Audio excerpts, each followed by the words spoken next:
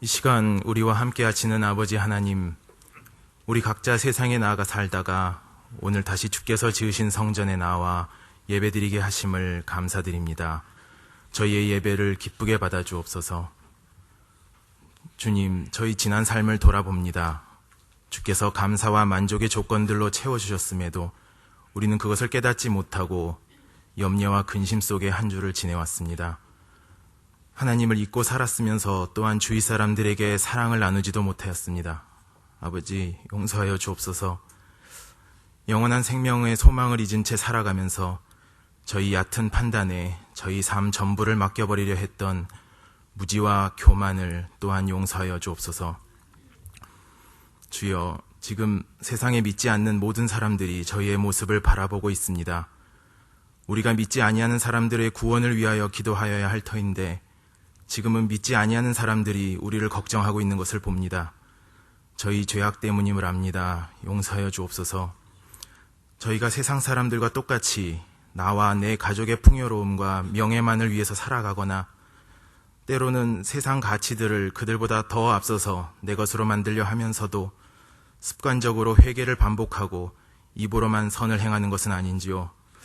주여, 저희 믿음, 저희 배움과 저희 세상에서의 삶이 한결같은 모습이 될 수 있도록 도와주옵소서. 말씀대로 살게 되길 원합니다. 우리가 예수님의 삶을 본받아 낮고 소외된 이웃들을 내 가족처럼 품으면서도 세상의 불의와 유혹에 굴하지 않고 옳은 길만 따라 나아가는 그런 예수의 참 제자들이 되게 하옵소서. 저희 믿음의 선조들로 인해 그랬던 것처럼 이제 저희의 그 모습으로 인해 세상이 변화해 나아갈 수 있도록 하옵소서. 주여, 우리나라를 사랑하시는 것을 저희가 잘 알고 있습니다. 그 계획하신 역사대로 저희가 이를 잘 감당할 수 있도록 하옵소서.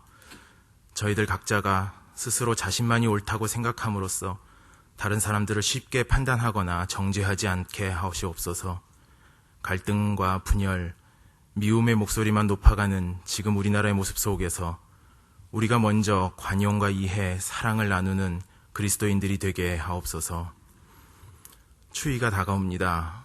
북한에 있는 형제 자매들과 집이 없고 굶주리는 이웃들이 이제 조금이라도 전과 다른 삶이 있을 수 있다는 소망을 품게 되는 그런 한 해의 마지막이 되게 하옵소서. 이 예배가 주님께서 온전히 기쁘게 받으시는 예배가 되길 원합니다. 또한 우리도 이 예배를 통해 기쁨과 위로를 얻게 되길 합니다. 주께서 사랑하시는 이재철 목사님, 그 마음이 항상 주께 향해 있고 그 육신이 더욱 강건하도록 함께 하옵소서. 저희가 그의 말씀에 의지하여 세상을 살 때 힘을 얻고 저희의 지혜도 날로 성장해 나아갈 수 있도록 하시옵소서. 경건함으로 드려지는 성가대 찬양이 주께서 기뻐하시고 듣는 저희에게 평안을 정하는 노래가 되게 하옵소서. 주여, 이제 대림절 둘째 주일입니다. 연말 연시도 다가오고 있습니다.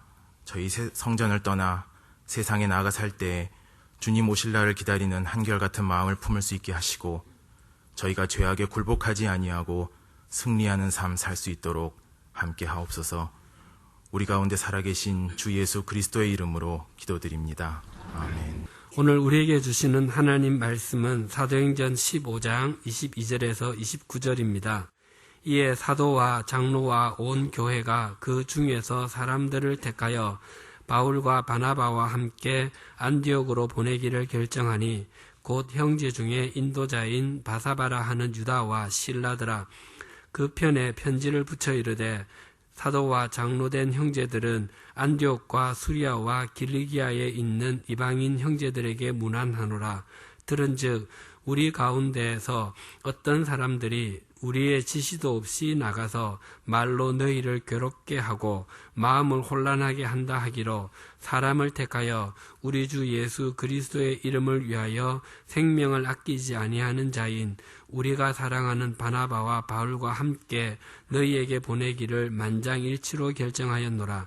그리하여 유다와 실라를 보내니 그들도 이 일을 말로 전하리라. 성령과 우리는 이 요긴한 것들 외에는 아무 짐도 너희에게 지우지 아니하는 것이 옳은 줄 알았노니 우상의 제물과 피와 목매어 죽인 것과 음행을 멀리할지라. 이에 스스로 삼가면 잘 되리라 평안함을 원하노라 하였더라. 아멘. 지난 11월 24일 밤에 올해 마지막 목요 강좌가 열렸습니다. 그날에는 마태복음 4장 1절에서 11절 말씀을 본문으로 삼아 말씀과 빵이라는 제목의 주제를 놓고 이어령, 이재철 공개 대담이 있었습니다. 마태복음 4장 1절에서 11절은 사탄이 예수님을 시험한 내용을 담고 있습니다. 사탄이 예수님을 시험했던 장소는 도심 한복판이거나 목가적 풍경의 촌락이 아니었습니다. 예수님께서 사탄과 대결을 벌린 장소는 잘 아시는 것처럼 아무것도 보이지 않는 광야였습니다. 실제로 유대 광야를 찾아가 보면 끝없이 이어져 있는 황토빛 능선 이외에는 풀 한 폭이 물 한 방울 없는 삭막한 죽음의 땅입니다. 그 광야에서 40일 동안 밤낮으로 금식하신 예수님께 사탄은 네가 정말 하나님의 아들이라면 이 돌들로 빵덩이를 만들어 보라고 시험했습니다. 네가 정말 하나님의 아들이라면 높은 곳에서 뛰어내려 너 자신을 증명해 보이라고도 했고 자기에게 경배하기만 하면 천하 만국과 그 영광을 주겠노라고 시험하기도 했습니다. 예수님에 대한 사탄의 그 세 가지 시험은 그곳이 아무것도 보이지 않는 광야이므로 눈에 확실하게 보이는 세상의 것을 추구하라는 유혹이었습니다. 그러나 예수님께서는 기록되어서되 사람이 떡으로만 살 것이 아니요 하나님의 입으로부터 나오는 모든 말씀으로 살 것이라. 기록되어서되 주 너의 하나님을 시험하지 마라. 사탄아 물러가라. 기록되어서되 주 너의 하나님께 경배하고 다만 그를 섬기라. 이렇듯 하나님의 말씀으로 사탄의 유혹을 일축하셨습니다. 예수님께서는 아무것도 보이지 않는 광야이기에 보이지 않는 그 너머에 계신 영원하신 하나님만 목적으로 삼으시겠다는 선언을 행하신 셈이었습니다. 예수님께서 영원하신 하나님만을 목적으로 삼으시겠다고 선언하셨다고 해서 예수님께서 빵은 입에 대지도 않으셨던 것은 아니었습니다. 예수님께서는 빵은 필요 없다고 말씀하신 것이 아니라 사람은 빵만으로는 살지 못한다고 말씀하셨습니다. 세상의 빵은 그것이 무엇이든 결국 인간의 고깃덩어리를 위한 것이요. 인간의 고깃덩어리는 예외 없이 썩어지기 마련이기 때문입니다. 그러므로 예수님께서는 세상의 빵은 인간의 고깃덩어리를 위할 뿐이지만 인간의 고깃덩어리가 썩어진 뒤에도 인간을 영원히 살려주시는 것은 오직 영원하신 하나님, 하나님의 영원하신 말씀임을 분명히 해주신 것이었습니다. 중요한 사실은 그 내용을 전해주고 있는 마태복음 4장 1절이 그때에 라는 부사로 시작되고 있다는 것입니다. 그때는 예수님께서 요단강에서 세례를 받으셨던 때였습니다. 예수님께서 요단강에서 세례를 받으신 이후에 가장 먼저 행하신 일이 광야에서 사탄과 대결을 벌이신 것이었습니다. 그와 같은 사실은 우리로 하여금 무릇 참된 그리스도인, 참된 세례교인은 어떤 마음가짐으로 살아야 할 것인지를 일깨워주고 있습니다. 인생은 한치 앞도 내다보이지 않는다는 의미에서 인생 자체가 아무것도 보이지 않는 광야와도 같습니다. 그래서 사탄은 언제나 인생이 아무것도 보이지 않는 광야이기에 확실하게 눈에 보이는 세상의 것을 추구하라고 끊임없이 우리를 유혹하고 있습니다. 그러나 참된 그리스도인, 참된 세례교인은 인생이 아무것도 보이지 않는 광야이기에 오히려 그 광야 속에서 영원하신 하나님만 자기 인생의 목적으로 삼는 사람들입니다. 이 세상에서 눈에 보이는 것은 그것이 무엇이든 결국엔 인간의 고깃 덩어리를 위한 것일 뿐이요, 인간을 영원히 살려주시는 분은 오직 삼위일체 하나님 한 분뿐이시기 때문입니다. 그런 관점에서 마지막 목요 강좌의 주제였던 말씀과 빵에서 말씀과 대비되는 빵은 단순히 육체의 양식만을 의미하지 않고 이 세상 눈에 보이는 세상의 모든 것을 통칭하는 용어였습니다. 그날 마지막 목요 강좌가 끝날 무렵에 한 방청객이 이어령 선생님께 이런 질문을 드렸습니다. 안철수 씨가 신드롬을 일으키고 있는데 나 개인적으로는 바람직한 현상이라고 본다. 안철수 씨가 비록 예수 믿는 사람은 아니지만 요즘처럼 믿을 만한 정치인이 없는 가운데 그는 믿음을 주고 있다. 어떻게 생각하시느냐? 그날의 주제가 말씀과 빵, 즉 빵보다 우선하는 말씀이었는데 그분의 질문은 빵에 관한 질문이었던 것입니다. 이 질문에 대해서 이어령 선생님께서는 이런 요지의 답변을 하셨습니다. 사탄이 자신을 경배하면 지상의 왕국을 주리라고 유혹했지만 예수님께서는 거절하셨다. 그 예수님께서 지금 여기에 오신다고 가정하자. 그때도 예수님께 안철수 씨 이야기를 물으시겠는가? 지상의 왕국을 다 준데도 거절하신 분에게 누구에게 투표할 것인지를 물으시겠는가? 2000년 전 이스라엘 백성들은 정치적인 메시아를 고대하였다. 그래서 그들은 예수님께서 지배자 로마 제국과 사악한 헤롯 왕가를 제압하고 정치적인 독립을 주시기를 기대했지만 그들의 기대가 빗나가자 예수님을 십자가에 못 박아 죽여버리고 말았다. 예수님께서 오늘 이 땅에 다시 오신다고 해도 우리 역시 틀림없이 우리 손으로 예수님을 십자가에 매달고 말 것이다. 사람마다 자신이 원하는 방식의 통일과 정치를 예수님께 요구할 것이기 때문이다. 교회에 다니면서 가장 슬픈 것은 교회 바깥 질문과 교회 안 질문이 크게 다르지 않다는 점이다.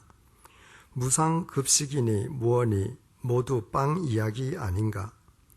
사람이 빵만으로 사는 것이 아니라 하나님의 말씀으로 살아가야 한다면 요즘 정치 현상을 내게 묻기 전에 하나님의 말씀을 먼저 생각해보라. 하나님의 말씀 앞에서 세상에 휘몰아치는 현상은 아무 힘도 없음을, 그것이 어떤 세력이든 뜬 구름일 뿐임을 안다면 바른 길을 택할 수 있고 바른 현실 참여도 가능하다. 단 하나님의 말씀 없이 빵만 놓고 이야기하면 바른 길을 제대로 찾을 수 없다. 이어령 선생님의 답변 요지는 빵은 중요하지 않다는 의미가 아니라 말씀과 빵의 우선순위를 분명히 하자는 것이었습니다. 그렇지 않을 경우 하나님을 믿는 사람에게 말씀은 빵을 위한 수단으로 왜곡되고 인간에 의해 왜곡된 말씀은 더 이상 사람을 살리는 생명의 말씀일 수 없기 때문입니다. 생명의 말씀이라 할 때 그 말씀이 곧 하나님이심은 두말할 나위가 없습니다. 그날 그 방청객의 질문과 이어령 선생님의 답변은 저로 하여금 오래도록 잊고 있었던 옛 경험을 생각나게 했습니다. 매일 술에 쩔어서 허랑방탕한 삶을 살던 저를 어느 날 성령님께서 어루만져 주셨습니다. 그때가 제 나이, 우리 나이로 36살 때였습니다. 이듬해인 1985년 저는 제 나이 37살로 신학교에 입학했습니다. 신학교로 확실하게 인생 행로를 바꾸지 아니하면 허랑방탕한 옛 삶을 답습할 것이 뻔했기 때문입니다. 정확하게 말씀드리자면 제가 신학교를 갔다기보다는 하나님께서 저의 연약한 의지를 그런 식으로 붙들어 주신 것이었습니다. 그러나 모든 것을 포기하고 입학한 신학교에서 입학한 지 2달 만에 저는 심각하게 자퇴를 고민한 적이 있었습니다. 1979년 10월 26일 박정희 대통령이 김재규 중앙정보부장에 의해 피살된 뒤에 신군부가 정권을 장악해가는 과정에 1980년 5월 18일 그 비극적인 광주 항쟁이 일어났습니다. 그 이후에 해마다 5월달이 되면 전국 대학교를 중심으로 광주 항쟁을 기리는 대규모 시위가 일어나곤 했습니다. 당시 제가 입학했던 신학교에서도 5월에 접어들자 거의 매일 시위가 있었습니다. 신학생들도 불의에 항거할 수 있어야 하고 또 반드시 항거해야 합니다. 그러나 제가 충격을 받았던 것은 신학생들의 시위 구호와 시위 방법이었습니다. 살인마 전두환 물러가라는 구호에서부터 시작해서 돌과 화염병을 던지는 시위 방법에 이르기까지 신학교가 일반 대학교와 조금도 다르지 않았습니다. 5월 18일 당일에는 학생회가 초청한 외부 강사가 교내 광장에 모여있는 신학생 시위대에게 선포하는 설교를 들었습니다. 목사님인 그 외부 강사의 설교 내용은 돌과 화염병 투척을 정당화시켜주는 내용이었습니다. 모세가 이스라엘 백성들을 해방시키기 위해서 이집트로 되돌아갔을 때 내렸던 개구리 재앙, 메뚜기 재앙이라는 것이 대체 무엇이냐? 모세가 이스라엘 백성들로 하여금 개구리와 메뚜기를 잡아오게 한 뒤에 우리를 해방시키라면서 파라오의 왕궁을 향해서 집어 던졌다는 말 아니겠느냐? 그때의 개구리와 메뚜기가 오늘날의 돌과 화염병이므로 신학생들은 돌과 화염병 투척에 대해서 조금 더 갈등을 느낄 필요가 없다는 것이었습니다. 37살의 나이에 더 이상 인생을 허비하지 않기 위해 새로운 삶을 살아가기 위해 모든 것을 포기하고 찾아간 신학교가 세상과 조금도 다르지 않다면 내가 대체 이곳에 있어야 될 이유가 무엇인가? 저로서는 갈등을 겪지 않을 수 없었습니다. 그러나 저는 하나님께서 그때 그 갈등의 과정을 잘 극복하게 해주신 것을 감사하고 있습니다. 하나님께서는 저로 하여금 그 과정을 겪으면서 그리스도인이 그리스도인으로 이 세상 속에서 살아간다는 것은 구체적으로 무엇을 의미하는지, 그리스도인이 하나님과 세상과의 관계를 어떻게 설정해야 하는지를 분명하게 일깨워 주셨기 때문입니다. 제1회 예루살렘 공의회가 끝나는 즉시로 예루살렘 모 교회는 공의회 의장이었던 야고보 사도의 최종 판결 내용에 대한 후속 조치에 착수했습니다. 즉 안티옥과 수리아와 길리기아의 이방인들에게 율법을 쫓아서 할례를 받을 필요가 없음을 통보함과 아울러 유대인들이 혐오하는 짓을 삼가해 줄 것을 촉구하는 편지를 보내는 일이었습니다. 본문 25절에서 26절을 보시겠습니다. 사람을 택하여 우리 주 예수 그리스도의 이름을 위하여 생명을 아끼지 아니하는 자인 우리가 사랑하는 바나바와 바울과 함께 너희에게 보내기를 만장일치로 결정하였노라. 여기에서 선택한 사람들이란 지난 시간에 살펴본 것처럼 예루살렘 모 교회의 유다와 실라였습니다. 예루살렘 모 교회는 유다와 실라를 선택해서 그들로 하여금 바울과 바나바와 함께 안티옥으로 내려가서 안티옥 교인들에게 공의회 판결 내용을 담은 편지를 직접 전달해주고 그 편지 내용을 직접 읽어주도록 했습니다. 공의회 판결 내용에 대해서 더 이상 그 누구도 이의를 제기할 수 없게끔 쐐기를 받기 위함이었습니다. 본문은 그 결정을 만장일치로 도출해내었다고 증언해주고 있습니다. 우리말 만장일치라고 번역된 헬라어 호모티마도는 한 마음으로 라는 뜻입니다. 도대체 모든 사람들이 한 마음이 되어서 유다와 실라를 택해 공의회 판결 내용 편지를 그들 편에 안티옥에 보내도록 만장일치로 결정한 그 사람들은 구체적으로 누구들이었습니까? 22절을 보시겠습니다.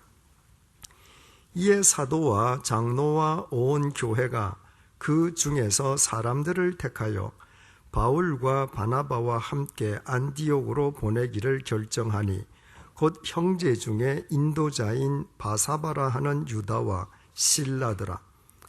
만장일치로 그 결정을 내린 사람들은 사도와 장로와 온 교회였습니다. 이를테면 예루살렘 모 교회의 모든 교인들이었습니다.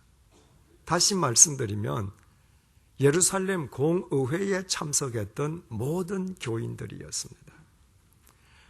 그 모든 교인들이 한 마음이 되어 공의의 판결 내용을 담은 편지를 유다와 실라를 택해서 직접 안티옥에 들고 가도록 만장일치로 결정했다고 하는 것은 그들이 모두 먼저 이방인 크리스찬에 대한 할례를 금하는 공의의 최종 판결 내용을 한 마음으로 만장일치로 받아들였다는 말이 됩니다.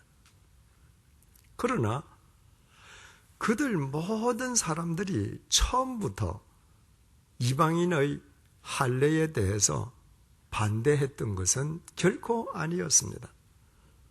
그들 가운데에 이방인 크리스찬에 대한 할례를 주장하던 사람들이 상당수에 달했습니다.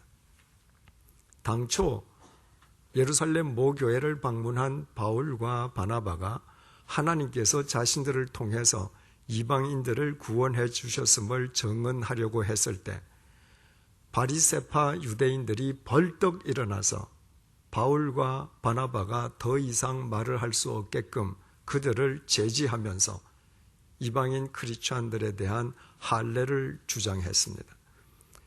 그들의 주장이 얼마나 강경하고 그들에게 동조하는 유대인들이 얼마나 많았던지 사도들은 이방인 크리스천에 대한 할례 문제를 놓고 서둘러 제1회 예루살렘 공의회를 개최해야만 했습니다.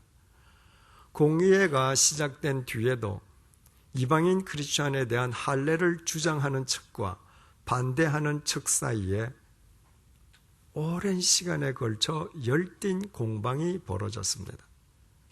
공의의 말미에 베드로, 바울, 바나바가 하나님께서 자신들을 통해서 이방인들을 구원해 주셨다는 사실을 증언하고 그에 뒤이어 야고보 사도가 이방인 크리스천에 대한 할례를 금지하는 최종 판결을 내렸다고 할지라도 어느 모임, 어떤 결정에든 늘 반대자가 있기 마련임을 감안한다면 조금 전까지 그토록 완강하게 이방인에 대한 할례를 주장하던 사람들이 어떻게 자신들의 주장을 곧 철회하고 모든 사람들과 한 마음이 되어 반대측 주장을 하나님의 뜻으로 받아들이는 일이 가능할 수 있었겠습니까? 28절을 보시겠습니다. 성령과 우리는 이 요긴한 것들 외에는 아무 짐도 너희에게 지우지 아니하는 것이 옳은 줄 알았노니. 본문의 주어는 우리가 아니라 성령과 우리입니다. 인간적으로만 따진다면 방금 전까지 자기 주장을 강경하게 내세우던 사람이 한순간에 자기 주장을 철회하고 반대측 사람과 한 마음이 되어 반대측 사람의 주장을 만장일치로 받아들인다는 것은 절대로 불가능합니다. 그러나 그들은 성령님과 함께하는 사람들이었습니다. 그들은 성령님의 빛 속에 거하는 사람들이었습니다. 인간적으로는 절대로 불가능한 일이 성령님의 빛 속에서는 얼마든지 가능했습니다.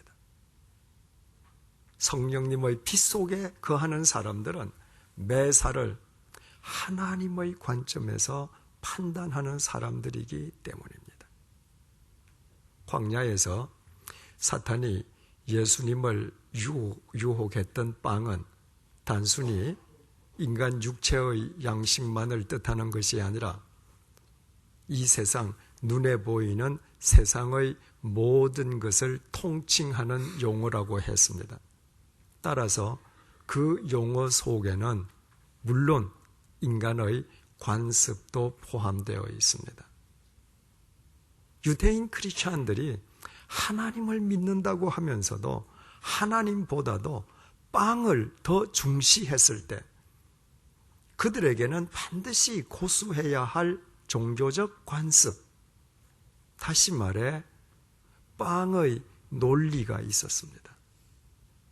그 빵의 논리에 집착하는 한 이방인 크리스천들은 어떤 경우에도 자신들과 한 식탁에 앉을 수 없는 문자 그대로 자신들과 무관한 이방인에 지나지 않았습니다. 그러나 성령님의 빛 속에서 하나님의 관점으로 보았을 때 예수 그리스도 십자가 보혈로 구원받은 이방인들 역시 자신들과 동일하게 하나님의 식탁으로 초청받은 하나님의 자녀들이었습니다. 성령님의 빛 속에서 이 사실을 깨달았을 때 그들은 자신들의 주장을 철회하고 반대측 사람들의 주장을 하나님의 뜻으로 한 마음이 되어 만장일치로 받아들이는 것은 조금도 그들에게 이상한 일일 수 없었습니다. 2000년 전 예루살렘 모 교회에는 번듯한 예배당이 없었습니다. 오늘날처럼 동시간에 수많은 사람들이 운집하는 대형 교회이었던 것도 아닙니다. 그럼에도 예루살렘 모 교회가 시간과 공간을 초월해서 모든 교회의 본이 되는 것은 이처럼 그 교회를 이루고 있던 사람들이 성령님과 함께하는 사람, 성령님의 빛 속에 거하는 사람들이었기 때문입니다. 그들 개개인에게도 자신들의 뜻이 있었고 주장이 있었습니다.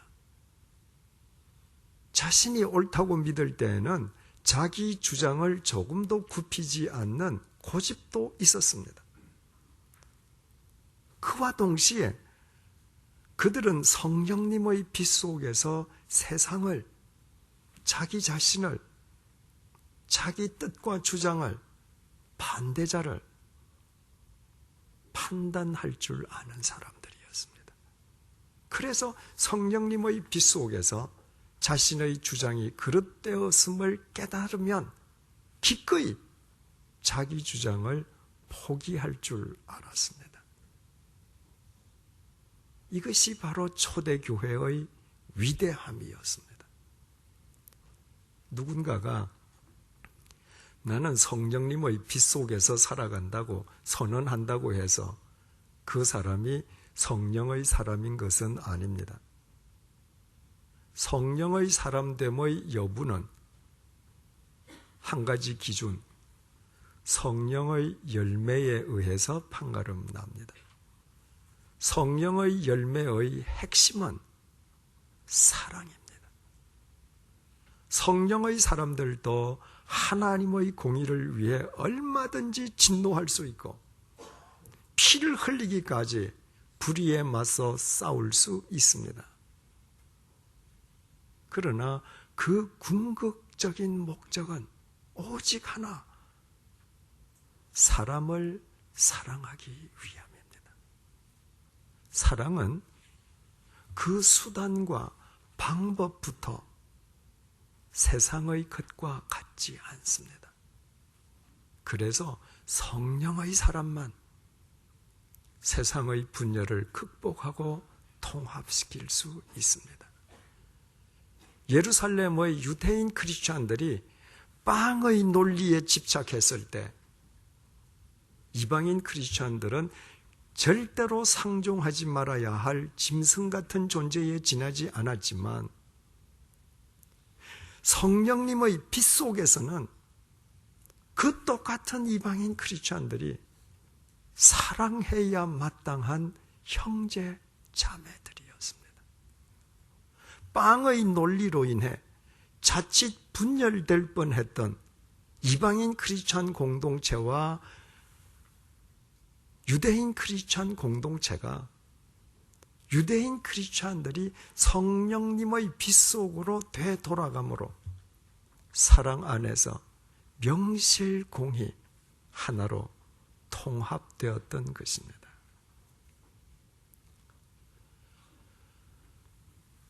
오늘날 우리 사회의 보수 진영과 진보 진영의 대립과 갈등, 다툼은 날이 갈수록 그 도가 심해지고 격화되고 있습니다. 그 모든 대립과 갈등과 다툼의 원인은 무슨 명분을 갖다 대든 단 하나, 빵의 문제입니다. 그러나 저 개인적으로는 보수 진영의 주장이든 진보 진영의 주장이든 그 어느 쪽 주장에도 선뜻 동의하거나 동조하기가 어렵습니다. 저마다 자기 자신이 신봉하는 빵의 논리만을 내세우는 그분들의 주장 속에는 가장 중요한 인간에 대한 사랑, 인간 존중, 인간 배려가 결여되어 있기 때문입니다. 그래서 그분들의 주장과 말은 실은 사람들을 죽이는 폭력 혹은 흉기와 다름 아닙니다. 심히 안타까운 것은 많은 크리스천조차도 세상의 빵의 논리를 그대로 고수한 채 교회 안으로 들어온다는 사실입니다. 그렇게 해서는 보수주의자에게는 하나님의 말씀은 보수주의를 위한 도구로, 진보주의자에게는 하나님의 말씀이 진보주의를 위한 도구로 왜곡될 수밖에 없습니다. 그렇게 왜곡된 말씀만을 서로 앞세워서는 이 땅의 크리스천들이 이 사회의 분열과 갈등을 극복하고 통합시키기는커녕 이 사회의 분열을 고착화시키고 심화시키는 사탄의 하수인으로 전락할 수밖에 없습니다. 자기 자신을 혹 보수주의자라고 생각하십니까? 그것은 귀한 일입니다. 수천 년의 역사를 지닌 우리나라에는 지켜야 할 소중한 가치들이 많습니다. 그러나 자신이 신봉하는 빵의 논리를 내세우기 위한 보수주의자가 아니라 사람을 사랑하기 위한 보수주의자가 되십시오. 자신을 진보주의자라고 생각하시는 분들이 계십니까? 그것도 귀한 일입니다. 우리 사회의 사회적 불균형과 불의와 부조리는 도를 넘어서 있습니다. 그러나 자신이 믿는 빵의 논리를 구현하기 위한 진보주의자가 아니라 사람을 사랑하기 위한 진보주의자가 되십시오. 그래야만 보수주의자든 진보주의자든 이 세상의 분열을 극복하고 통합시키는 진정한 그리스도인이 될 수 있습니다. 마태복음 4장 1절이 이렇게 증언합니다. 그때에 예수께서 성령에게 이끌리어 마귀에게 시험을 받으러 광야로 가사, 세례를 받으신 예수님께서 사탄과 대결하시기 위해 광야를 찾아가실 때 예수님 홀로 가신 것이 아니었습니다. 예수님께서는 성령님께 이끌리어 광야로 가셨습니다. 예수님께서는 성령님과 동행하는 분이셨습니다. 예수님께서는 성령님의 빛 속에 거하시는 분이셨습니다. 그래서 예수님께서는 성령님의 빛 속에서 아무것도 보이지 않는 이 광야에서 확실하게 눈에 보이는 빵의 논리를 쫓아 세상의 것을 추구하라는 사탄의 유혹을 이런 지하에 거부하시고 영원하신 하나님만을 목적으로 삼으셨습니다. 예수님께서 성령님의 빛 속에서 하나님만을 목적으로 삼으신 것은 인간을 구원하시기 위해 이 땅에 오신 예수님께서 인간을 사랑하시는 유일한 길이기도 했습니다. 예수님께서 성령님의 빛 속에서 영원하신 하나님만을 당신의 목적으로 삼지 아니하셨던들 그 하나님의 뜻을 쫓아 인간을 위해 십자가의 제물로 당신 자신을 내어놓으실 수는 없었을 것입니다. 그것은 빵의 논리로는 결코 불가능한 일이었습니다. 이처럼 예수님께서는 성령의 사람이셨습니다. 예수님께서도 성령님의 빛 속에서 빵의 논리를 극복하실 수 있었다면 하물며 우리 같은 하찮은 인간이야 두말해 무엇하겠습니까? 오늘도 사탄은 이 세상에 아무것도 보이지 아니하는 광야이므로 빵의 논리를 쫓아 눈에 보이는 확실한 세상의 것을 추구하라고 집요하게 우리를 유혹하고 있습니다. 그러나 더 이상 속지 마십시다. 빵의 논리로는 죽음의 광야에서 다 같이 죽을 뿐입니다. 주님의 성탄을 기리고 주님의 다시 오심을 대망하는 뜻깊은 대림절 두 번째 주일을 맞이해서 우리 모두 광야의 예수님을 본받아 성령님의 빛 속에 거하는 사람들이 되십시다. 성령님의 빛 속에서 아무것도 보이지 않는 인생 광야길을 걸으면서 영원하신 하나님만을 우리 삶의 목적으로 삼으십시다. 성령님의 빛 속에서 하나님의 사랑을 덧입어 사람을 사랑하는 성령의 사람으로 살아가십시다.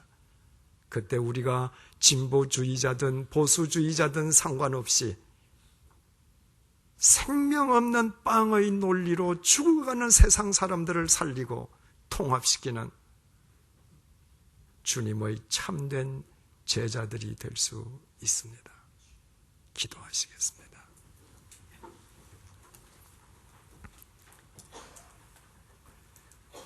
세례를 받으신 예수님께서는 아무것도 보이지 않는 광야에서 아무것도 보이지 않으므로 확실하게 눈에 보이는 빵의 논리를 쫓아 눈에 보이는 것을 추구하라는 사탄의 유혹을 이런 지하에 거절하시고 아무것도 보이지 않는 광야이기에 영원하신 하나님을 목적으로 삼으심으로 한 치 앞도 보이지 않는 광야 같은 이 세상에서 우리가 세례받은 그리스도인으로 어떻게 살아가야 할 것인지를 몸소 보여주셨습니다. 그러나 우리는 그동안 보이지 않는 하나님보다 눈에 보이는 빵의 논리를 더 신봉해 왔습니다. 하나님을 믿는다는 우리에게 하나님의 말씀은 더 많은 빵을 얻기 위한 수단에 불과했고 우리가 내세우는 빵의 논리는 아무리 그럴듯해 보여도 결국은 인간에 대한 사랑이 배제된 폭력과 흉기일 뿐이었습니다. 그 결과 우리는 예수님의 제자가 아니라 실은 이 세상의 대립과 갈등을 조장하고 부추기는 사탄의 하수인에 지나지 않았습니다. 이 모든 잘못을 회개하오니 하나님 아버지의 자비하심으로 용서해 주십시오. 주님의 성탄을 기리는 뜻깊은 대림절 두 번째 주일을 맞이하여 우리 모두 광야의 주님을 본받아 성령님의 빛 속에 거하는 성령의 사람들이 되게 해 주십시오. 성령님의 빛 속에서 사람을 사랑하기 위해 보수주의자가 되고 사람에 대한 사랑을 실천하기 위해 진보주의자가 되게 해 주십시오. 그리하여 자칫 빵의 논리 속에서 분열될 뻔했던 유대인 크리스천과 이방인 크리스천 공동체가 성령님의 빛 속에서 사랑으로 통합되었듯이 성령님의 빛 속에서 사람을 사랑하는 우리로 인해 분열과 대립과 다툼으로 치닫는 이 세상이 치유되고 회복되고 통합되게 해 주십시오. 주님 부르시는 그날까지 다시는 빵의 논리에 빠지지 않고 오직 삼위일체 하나님을 목적으로 삼는 진정한 주님의 제자로 살아갈 수 있도록 우리를 도와주십시오. 예수님의 이름으로 기도드립니다. 아멘.